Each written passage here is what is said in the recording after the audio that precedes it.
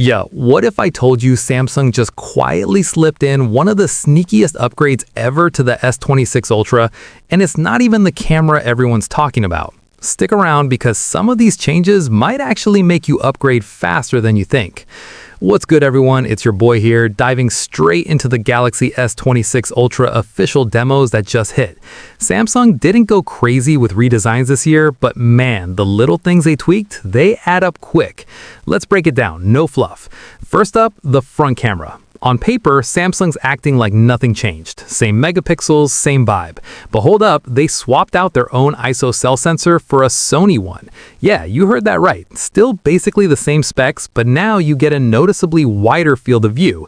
That means way more of your squad fits in group selfies without everyone squishing together. Sony sensors tend to crush it in low light and handle crazy contrast better, so fingers crossed the real photos pop. We'll see once units land, but this feels like a smart under-the-radar win.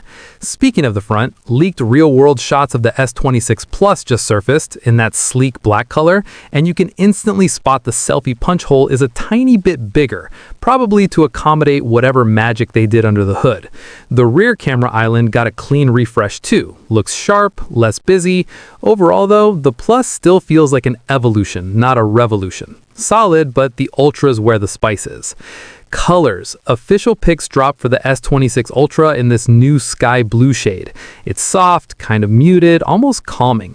Reminds me a little of that iconic Note 7 blue, but lighter and more chill. I'm digging it, honestly. If they'd gone full vintage Note 7 tone, it would have been legendary, but this still slaps.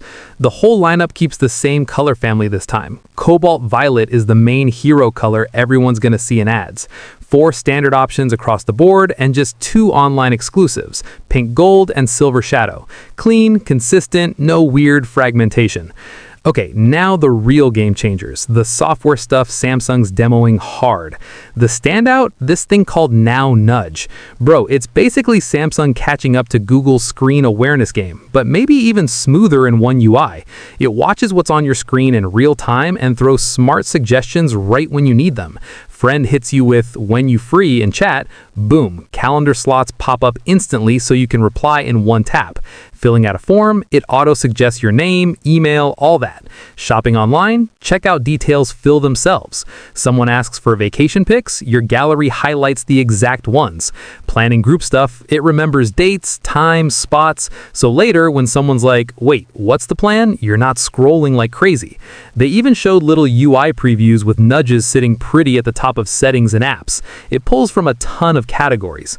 Look, Pixel's been doing similar for a while, but seeing it baked this deep into Samsung's world, super handy. I'm here for it. Then there's Ask AI, built straight into the Samsung internet browser on the Ultra, powered by Perplexity, so it's legit smart. You're on any web page, tap one button, and you can straight up ask questions about what you're reading, like having a mini research assistant right there. No copying links to ChatGPT or Gemini. You can pull up past chats too, and Samsung gives you control. Keep them just for the session, up to 6 months, or turn the whole thing off if you're privacy paranoid. Seamless, useful, and honestly kind of addictive once you start using it. And the one that had me pausing the demo, privacy display. They showed this metro scenario. 3 people, side by side, middle girl typing away, the other 2 trying to snoop. She flips on privacy display, and suddenly the screen is only visible to her. Angles block everything else out. What makes it next level, it doesn't just dim the whole thing. It can hide or mask specific parts of the screen. That's wild for public transport, coffee shops, anywhere. They're hyping it big time as an Ultra exclusive for now, but reports are all over the place on whether it trickles down to the regular S26 models. We'll know soon, but if this stays Ultra only, that alone could be worth the premium. Oh, and quick bonus tease at the end, Samsung gave the first official peek at the wide Z Fold 8 coming alongside the regular Fold 8. Looks interesting, but that's a whole other video. So yeah, S26 Ultra isn't reinventing the wheel, but these quiet changes, they're stacking up nicely. Wider selfies, smarter AI nudges, browser AI on tap, and that privacy screen magic, Samsung's playing chess while everyone else is still on checkers. What do you think? Does any of this make you want to grab the S26 Ultra day one? Drop your take below, smash that like if you're hyped, and subscribe for the full launch breakdowns coming hot. I'll catch you in the next one. Peace.